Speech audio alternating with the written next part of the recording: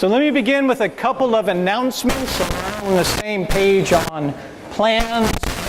Key to your third lab exercise is posted, so you can take a look at that. A couple of scheduling events that are coming up that you're going to want to think a little bit about. Your first homework is due on Friday here in class, and we will have a quiz at the end of the session on Friday.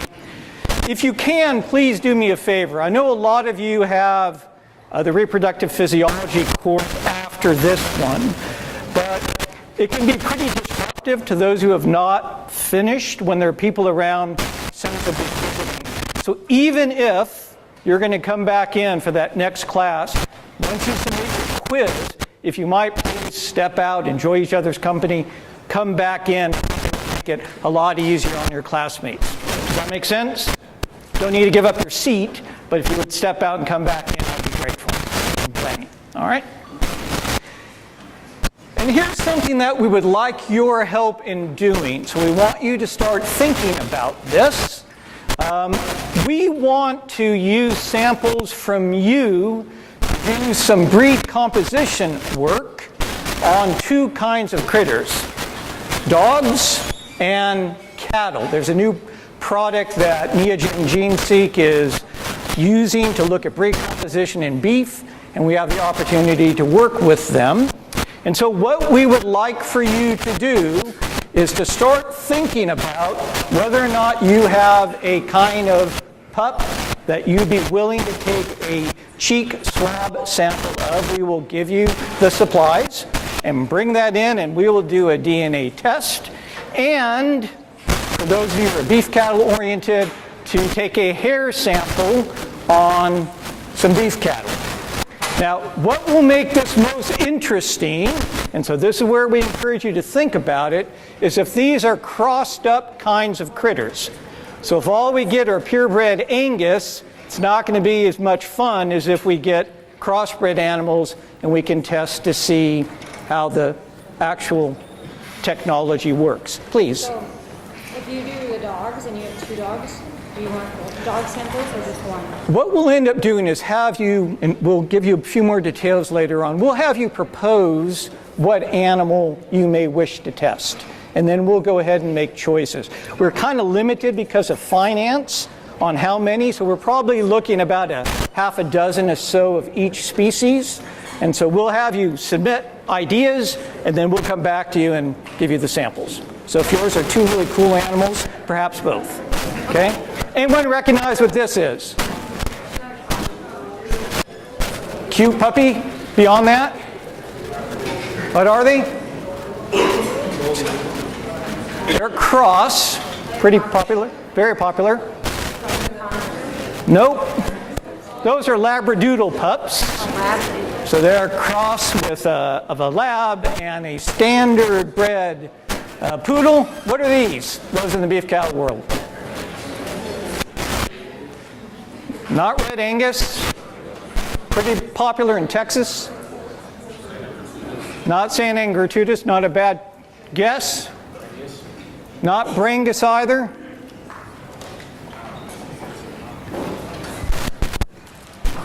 Anybody have a sense? I'll give you a hint of what's in them. They've got milking shorthorn. They've got Hereford on the female side, thought to be about 50-50 of those. Brangus or Brahman on the male side. They're beef masters, all right? Tend to be red, but clearly a crossbred kind of cattle, and so also something we would have fun if folks happen to have anything like that standing around. Clear on that? Any questions? All right. So this is what we're going to begin doing today.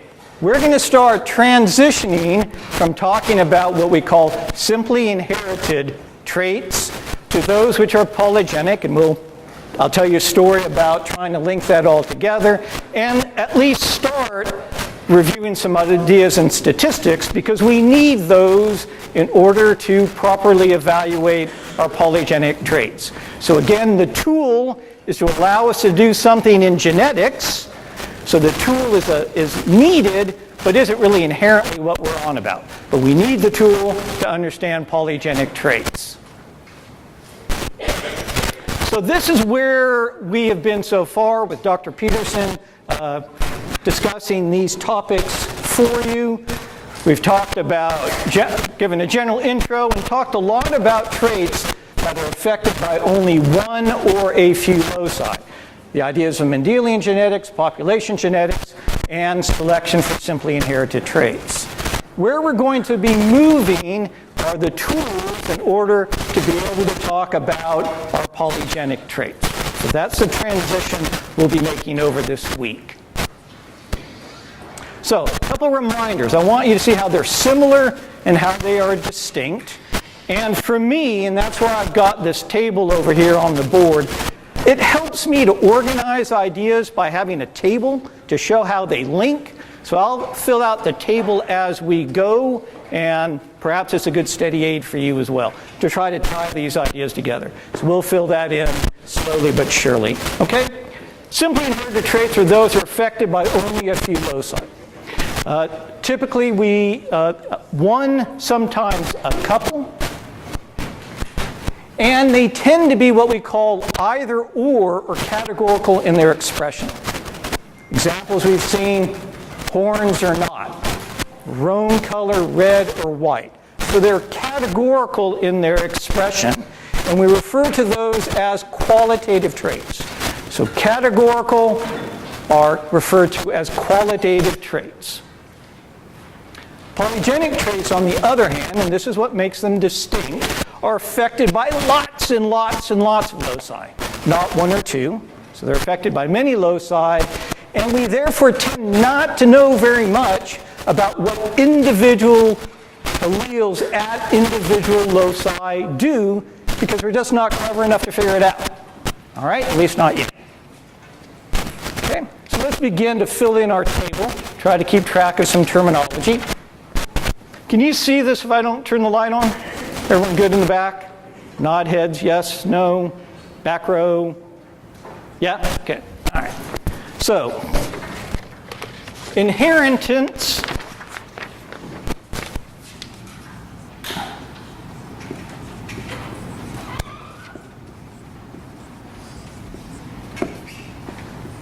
So in terms of inheritance, we refer to simply inherited or polygenic, which coincides with the general titles of those traits. So we have simply inherited, polygenic. That is how those traits are inherited. In terms of the number of loci, one or a few for the simply inherited. It's supposed to be an E, and lots for the polygenic. That's what makes them rather distinct. Okay? From one or a few to many. And their expression is, and we've so far talked about this one, it's called qualitative. And what qualitative means is it is either or a category. And I gave you an example of that a moment ago. Okay?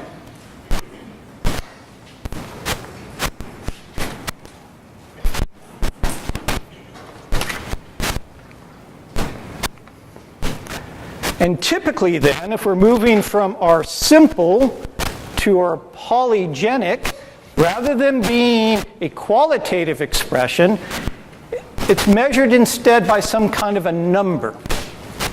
Kilos, meters, inches, seconds. So from categories to something that is much more continuous in its measurement. So unlike simply inherited traits, polygenic traits are continuous in their expression. They go from one extreme to the other, low weight to high weight as an illustration, and we therefore refer to them as qualitative. Sorry, thank you. Quantitative.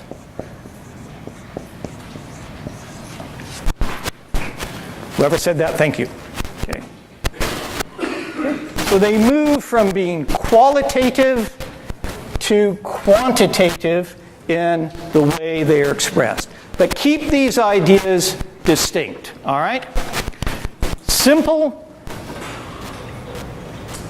traits are simply inherited in their inheritance or polygenic, but their expression is either qualitative or quantitative. Okay? Simply inherited, polygenic in their inheritance, qualitative in their expression, or quantitative in their expression. Okay? And it all has to do with the number of loci that are impacting those traits.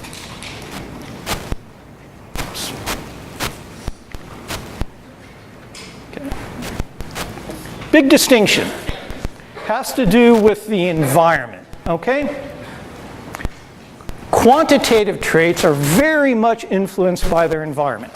Here's an illustration. Do we expect pigs that are given more feed or better feed to grow more quickly than those that are fed more poorly? What do you think? Typically so. A roan-colored animal, if I give it a higher quality forage, will its roan color somehow change? Roan cow, feed it better, worse. Will its roan color inherently change? No. Okay? So one of the distinctions between our simple and polygenic traits is that our polygenic traits are very much impacted by the environment, unlike our simply inherited traits. Okay? So that is not true for our simply inherited traits. Everybody happy so far? Makes sense, those distinctions? Okay. So points to keep in mind that are really important. Simply inherited versus polygenic refers to how the traits are inherited. Qualitative versus quantitative refers to how they're expressed. Expression, inheritance. Okay? Which are more important? I'm a little bit biased here, but more often than not, our polygenic traits are those that impact our bottom line economically a bit more. Okay? More often than not. In our food and fiber producing species, they're the way milk yield, weight gain, litter size, all those kinds of traits are inherited. And those are important in terms of how animals perform. And if we think about our companion animals, things that relate to temperament, endurance, behavior, those also are seen to be largely polygenic in their inheritance. Okay? So they tend to be more important, but there are exceptions. Market sensitivities to color. Do you get paid more per hundredweight if you have a black calf marketing than you have one that might be red? You typically get paid better. Very much so. No. Last time I checked, there's about 10 pounds per hundredweight just because of the color of the hide. Okay? So market sensitivities on color can matter.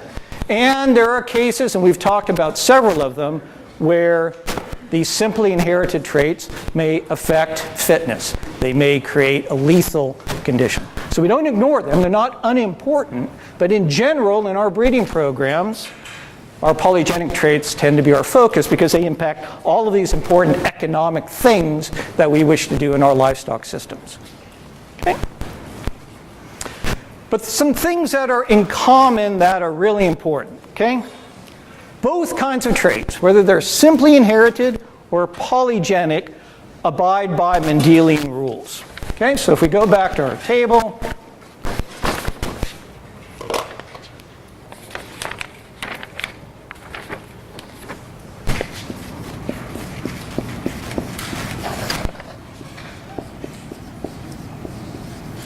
so in both cases, whether they're simple or polygenic, Mendel's laws still apply.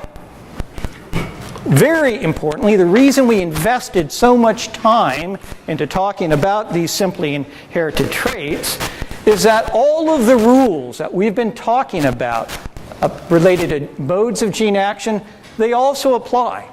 Additive effects, dominance effects, epistatic effects. They relate equally well to polygenic as they do with simply inherited traits. So the mode of gene action is the same. There's no difference. Where the big distinction comes in is what we see because of those two features. But gene action Those ideas equally apply.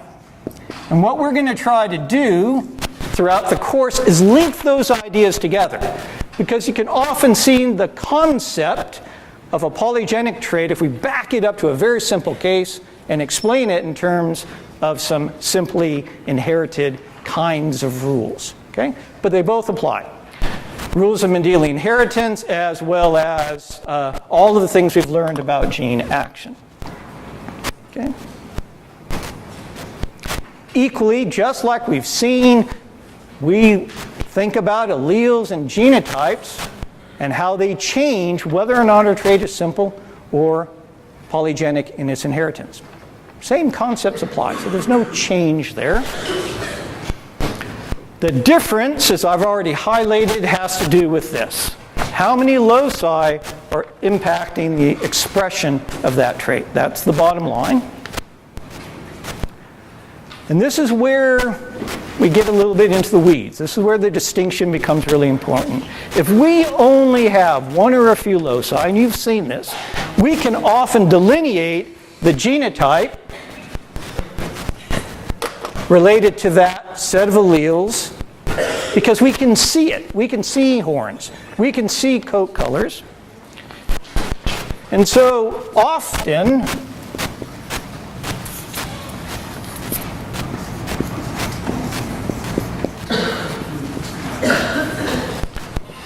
for our simply inherited traits, we know the impact of the alleles and we understand the way they interact. We can map out epistatic relationships. So we can see them. We can tell what's going on.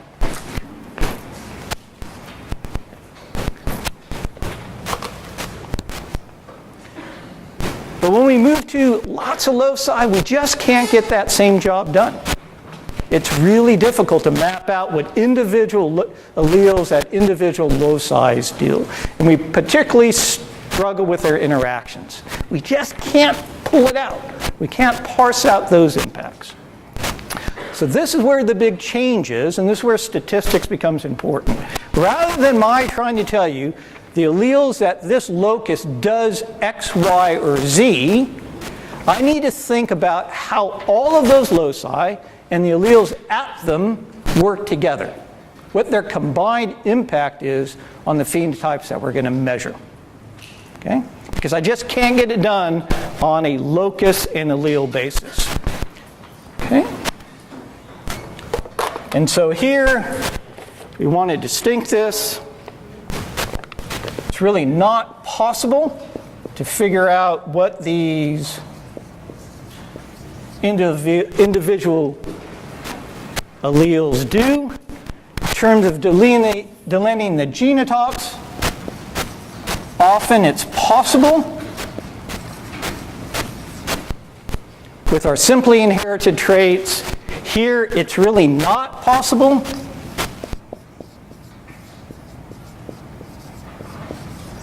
And therefore we need to look at the net impact, or the combined impact. Okay?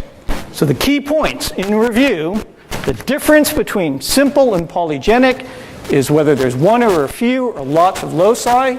Their inheritance patterns are the same, but given that difference, we're no longer able to see what individual alleles at loci do. We instead need to think of them as a package and look at that in combination. Is that transition clear? Because we're going to build from there. If you have questions, please ask. Make sense? Anyone? You good? All right.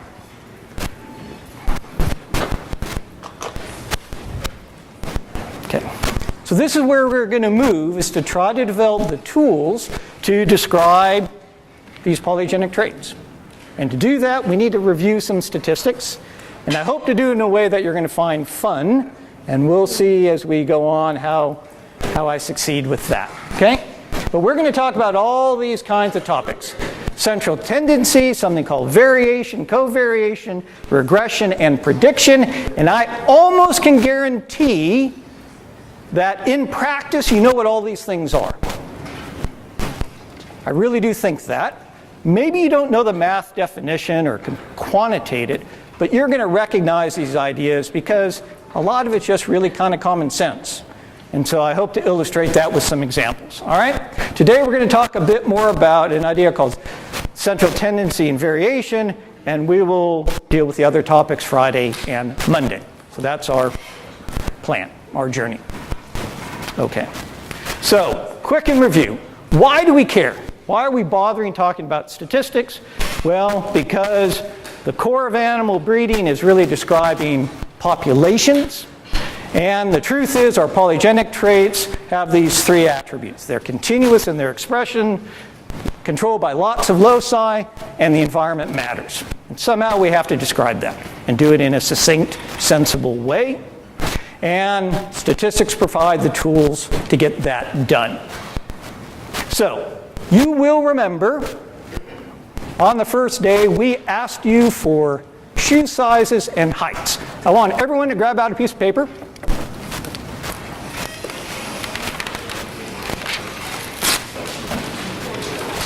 Okay, everyone grab out a piece of paper. And these are men in the class. This is shoe size on the vertical.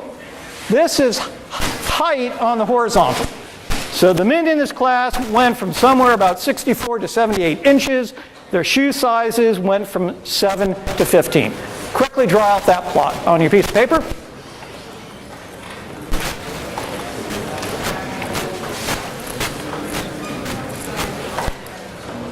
Don't really need to worry so much about the axis, but get the sense, bigger, bigger, right? Okay? Now, this is what I want you to do. If you were going to draw dots, on that plot to reflect how you think shoe size will change as men get taller, put it down on your piece of paper. So put dots down. There's actually 33 men. You don't need to write 33 dots, but how do you think that's going to look?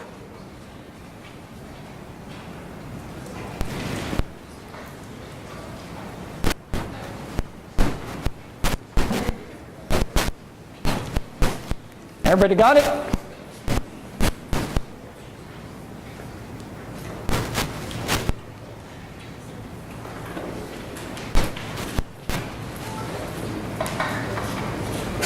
Everyone's got their pictures?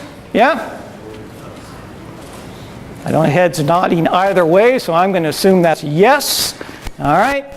This is what it actually looked like. Okay? So what's happening here? Somebody. One more time. That's the best end. I have bias, but that's where you want to be. There are shorter people, right, in the class, right? Their shoe size tends to be smaller, right? Shorter people tend to have smaller shoe size. As they get taller, what tends to happen to shoe size? They get bigger, okay? That's all the statistics we're really going to be talking about. What we want to be able to do is to look at the relationship between shoe size and height as our example, but we want to develop some ways to describe it in a pretty quantitative way, because at the end of the day, if we're doing a genetic evaluation of cattle, we're not going to particularly use a plot. We're going to need some numbers that summarize that. Okay? So, there's a line. What would you call that? A trend line or a best fit or a slope to that line, right? So that slope tells us something about, on average, the relationship between height and shoe size. Is it a perfect fit for every individual on that line? Absolutely not. Is that surprising to anybody? Probably not. Okay? So we're going to be talking about ways we look at describing the variability that we see in shoe size and height, and how they relate to each other, how they vary together or co-vary. Height goes up, shoe size goes up, so there's a positive covariation, right? One goes up, the other goes up. And we need to understand all those ideas, because when we start talking about the best animal again, which is typically defined by lots of traits, we need to understand how multiple things change together, right? And the only way we can know that is to see how they co-vary. If one goes up, does the other go up? One goes up, the other doesn't change. One goes up, the other goes down. All of those have huge impact in how we think about designing breeding programs. Okay? So this is our example. The reason I'm choosing it, because it isn't about dogs or about beef cattle, is because you guys are equally split. So it's kind of hard for me to find an example that is happy for everyone. And I'm hoping everyone is kind of comfortable generally with what we expect to happen. That's really important when we deal with statistics. We should often have a clear view of the answer before we ever put pen to paper. And if you become comfortable with the ideas, that should become second nature. And that's where we want to get you to next few days. So we need to do some definitions, okay? We're going to talk about something called a variable, okay? A variable you've already seen. It's any characteristic of an animal that takes on some value. We're talking about polygenic traits, so we're talking about things like weight and height, number of eggs, racing speed, things we can either count or measure. So that's a variable. An observation is what we record on that. So if we're talking about weight at weaning time in beef cattle, maybe we're talking about 580 pounds. Okay? So we have a variable, this trait that we measure, and then we have an observation of it. And we saw that and talked about that a fair bit in one of the labs. Okay? We also have something that we call a population. And a population is no more than a set of observations on something we're interested in. So in our illustration, we're talking about height and shoe size. So our population could be the height of every 20-year-old person in the globe, right? That would be our population in terms of height at a particular age, right? A sample is a collection from that. Do you think I would be able to get the height of every 20-year-old on the globe to evaluate? Probably not. So what I want to do is to get a sample of that, actually a sufficiently big sample, that I can make inferences from my sample about the population. 33 men in the class. Do you think I could say with a lot of confidence the height of every, your guys are probably 20 to 21 to 22, every 21 to 22-year-old in the world based on the 33 heights that I've recorded in this class? Think I could do a very good job of that? Probably not. There's no magic size of that sample, but that probably feels small, right? So we want a sample in order to evaluate a population, and typically we want to collect that at random. Another question for you. Do you think you're a random sample of all men in the world? I'll have the women answer that one for us. Are these a random sample of all possible men in the world? I see a lot of you saying no. Okay. Why not? Because they're from like one area. They're from one area. What else is about them?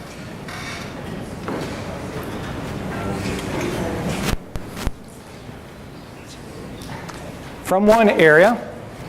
Mostly the same race. Mostly the same race, right? We don't have a lot of ethnic, racial diversity in the classroom, right? Okay. Do you think probably in terms of issues that affect growth, environment, do you think it may be more common within Nebraska rather than across the globe? Probably so as well. We kind of have similar habits. All of those things actually affect what we measure in terms of the height of men, and therefore there's a lot of reasons the 33 men in this class may not be a particularly good representation of everybody on the globe.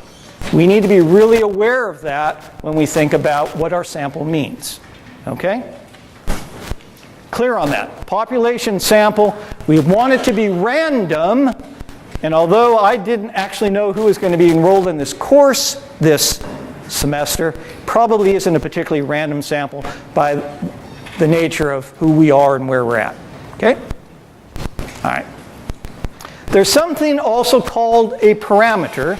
A parameter is something descriptive about a population. Our parameters, in this case, are height and shoe size. Okay? We want to describe those. And a statistic is something that we pull out, something that we estimate that tells us something about our parameter. So what would I do to get a sense of the height of men in this class? You've already done it for me.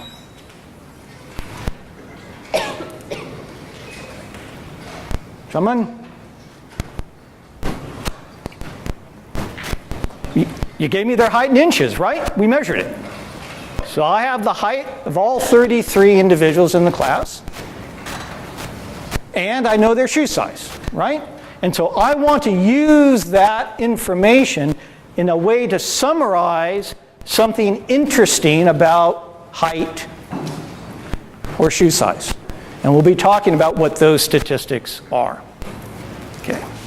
So let me start to make another chart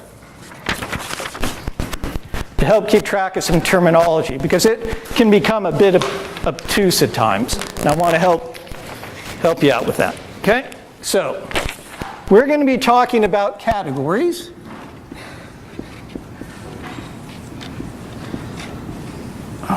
Okay? And we have a population, and I'm going to abbreviate it like that. Okay? And we have something that we're going to call a sample. Okay? So let's define what that is. Okay, so this is a set of observations. Okay? And this is a subset of observations on the population. It's supposed to be an L and an N, okay? So that's what we're defining those as.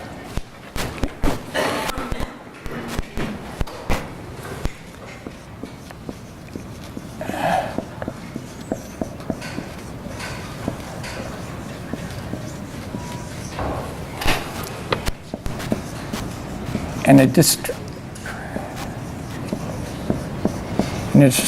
value of a population is a parameter, and that of a sample is a statistic. Okay? So we've pulled out some observations on our population. We're going to summarize them in some ways to get a statistic that is useful. Okay?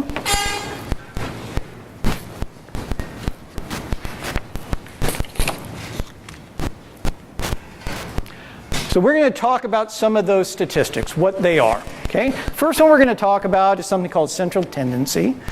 And we often think of that, something that's central value, something kind of in the middle of our set of observations on our sample.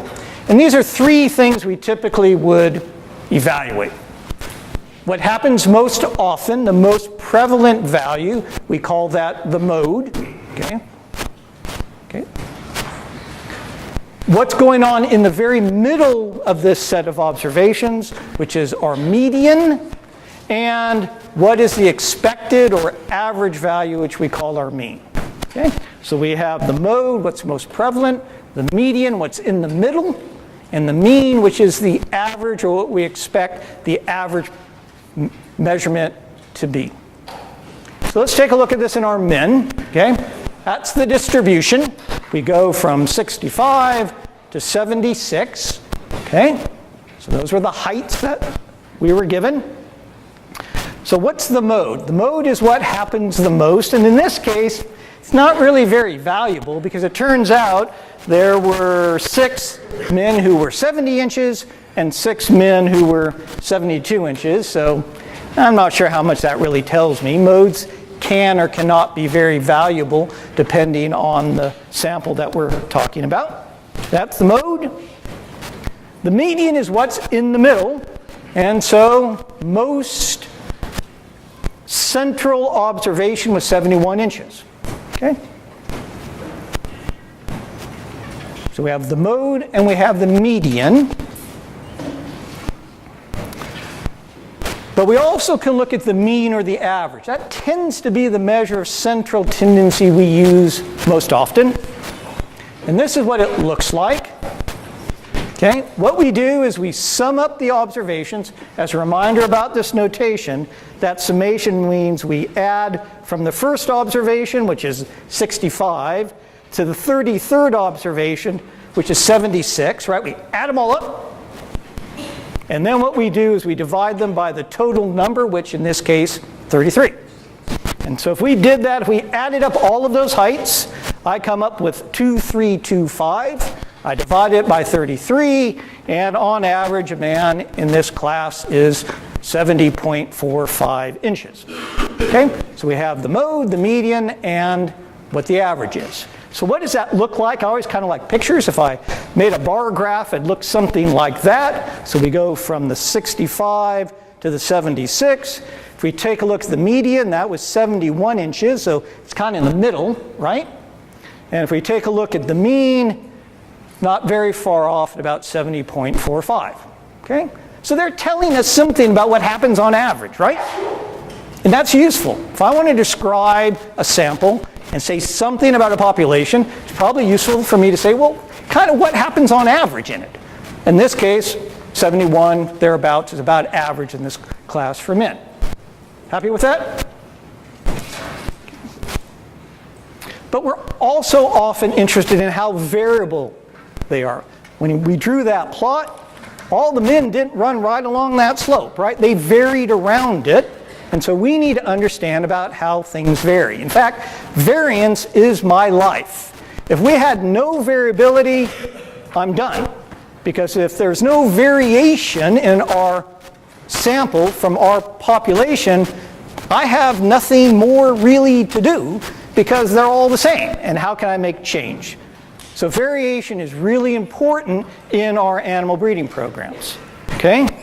So variance, let me back up, is really differences among the individuals within our population. How much do they vary typically around the mean? Okay? So here's our men again.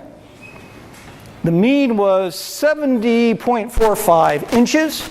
And if we go back to the 65-inch individual, we're down, that's about 5.45 inches below the mean, 5.55 inches above the mean if we go to the tallest person. So notice that the average isn't right in the middle. In fact, we're a little bit weighted to the right-hand side, right? Because this is a larger number than that. So we're kind of leaning in terms of the distribution of heights a little bit to the right. Okay? So is there a way for me to describe what that distribution looks like? And I claim there is. But let me put it in context of why we care. Variation is key because if there isn't variation, then we don't have genetic differences to select among to make changes in our populations. But there's a bit of a dilemma. Quite often when we're marketing commercial animals, we don't want them to be very variable. We kind of like to have a product that we can sell. Really important if you're in, for example, marketing poultry, eggs, or broilers. They want them uniform. And we'll be talking about techniques where we can affect the uniformity of programs, which is typically based on how we take mating decisions. So we'll get to that later on. So I want it to be variable, but it also gives me a lot of grief because often when I'm marketing a commercial product, I want them to be quite uniform. So we need to think about how to balance those two issues out. All right? So this is how we measure variance. It's a mathematical measure, and it's the average of the squared differences from the mean. Okay? Always key. Variances cannot be less than 0. Otherwise, this world is really going to be in a fix. All right? So if you ever do a calculation and the variance is negative, look again. Okay, variances can be 0, not very often, but they're always going to be a positive number. Okay? So this is how we calculate what we call the population variance. Okay? What are we doing? We're taking the individual value, we're subtracting the population mean, and we're squaring it. Why do we square the darn thing?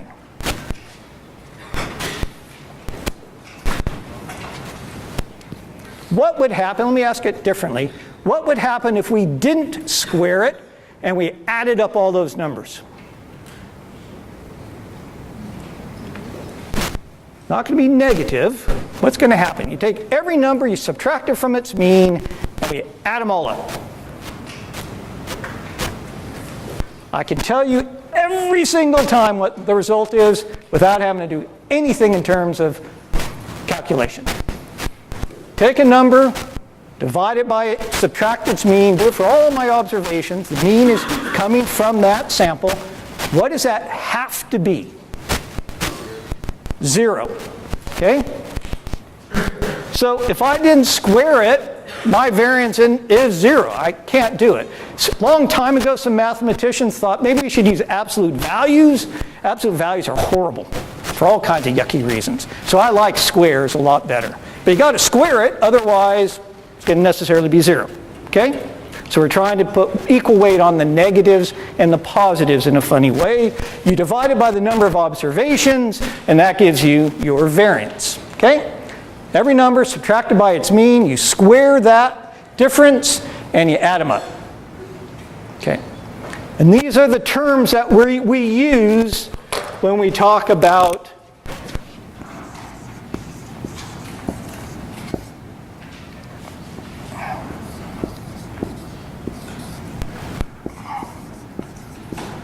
this is the jargon we use. We call a population mean a mu, okay? And we call a population variance a sigma squared, okay? So that's the terminology we're going to use. And n is no more than the number of observations. Okay? But typically, we don't measure the height of every 20-year-old on the globe. So I have to take a sample with the hope it tells me something about the population. That's what I want to do. And so to do that, we calculate what we call a sample variance, the S squared. So let me put some terminology up here again so to keep my table going. So S squared is our sample variance. The X bar, as you saw a little while ago, is our sample mean. Okay? So when we're calculating a sample variance, we take our observations, subtract the sample mean, and we divide it by n minus 1 rather than n. Tell you why that is in a moment. The top of that thing is called the sum of squares. To me, that's always a good reminder, because what am I doing? I'm taking that difference, I'm squaring it, and then I'm summing them up. So it's the sum of squares, right? Literally what we do. Sample variance we call S squared. The sample mean we call X with a little hat on top or line on top. N is still the number of observations.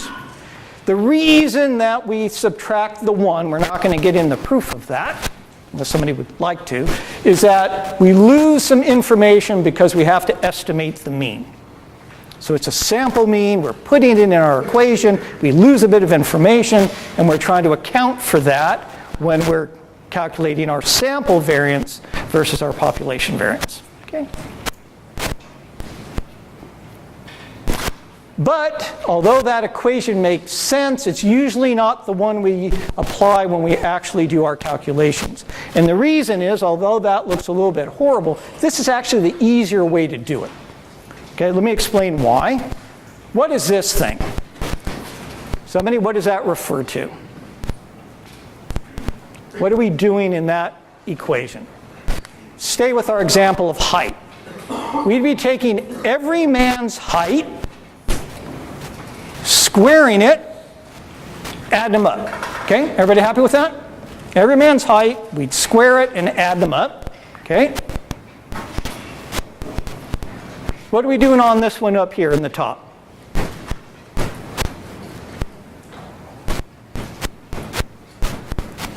Somebody? Saw that a moment ago when we were doing the mean, right? What does that mean? Shout it out. Well, in a way, that's kind of part of how we got the average, but what's going on up here on the top? What are you doing there?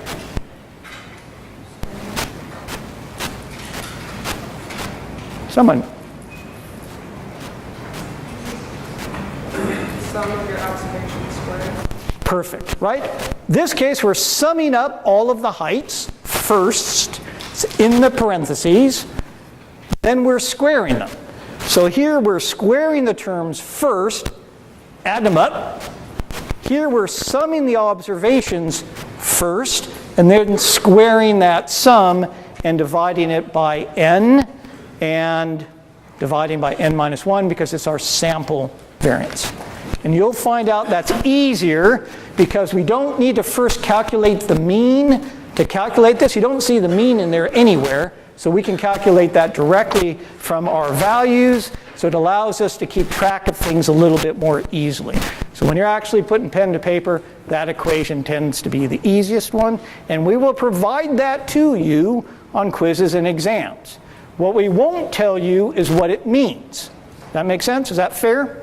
So we'll provide you the equation, but you need to interpret it. You need to understand what these different summations refer to. Okay.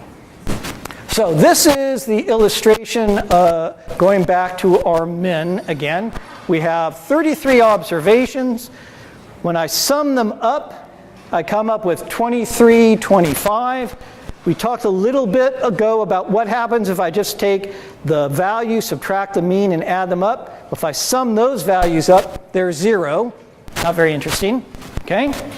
What I've done over here is I've taken the value, subtracted the mean, and squared it. That's what those are, and added those up, and that's 228.18. And here what I've done is I've taken the observation itself, squared it, and then sum those up. And those all go into how we do our calculation. Okay? So I want to, you can confirm that, I gave you the numbers, but I want to quickly finish up with an example where we do that. Okay? We'll go to the board and we'll work that out.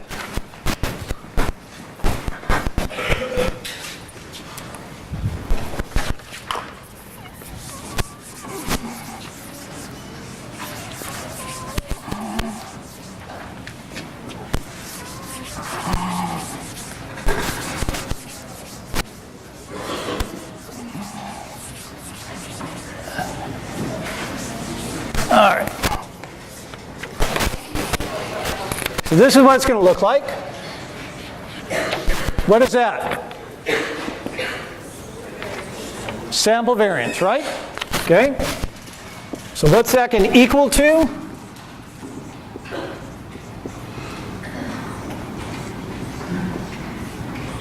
Right?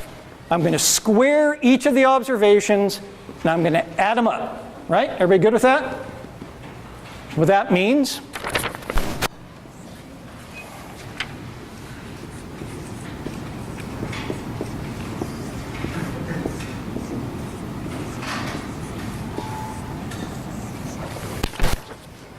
Sum up all of the heights, and then square that sum and divide it by n.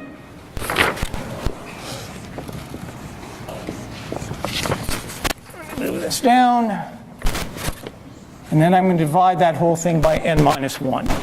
So let's take a look at what we have over here. Let's see. My sum was of the of the xi squared was this number, right? I squared them and added them up.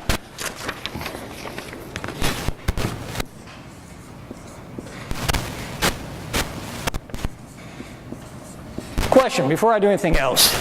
Can this number be bigger than this number? Can that number be larger than that number? I want to see heads up and down or that left and right. I see left. No. Why must that be true? A variance can't be negative, right? So if you get a number that's too big, something's wrong. You know before you do anything else, right? So this number has to be smaller than that number. And it turns out that if I do this, I'm going to take 2, 3, 2, 5, put it in the context of this. These were the sum of the heights, right? 2, 3, 2, 5. I'm going to square that, and I'm going to divide it by 33. And then what am I going to divide the whole thing by? 33 minus 1 or 32, yeah?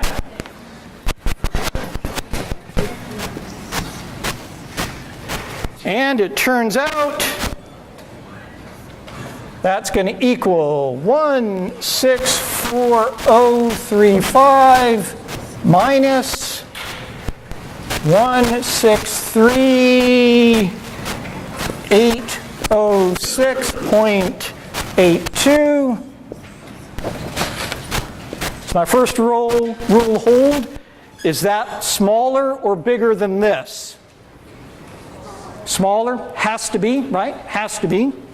And then I'm going to divide the whole thing by 32, and it turns out that that is 7.13 inch squared. So the variance of our sample height in min in this class is 7.13 inches squared. Variances are always squared terms. We'll pick it up on Friday.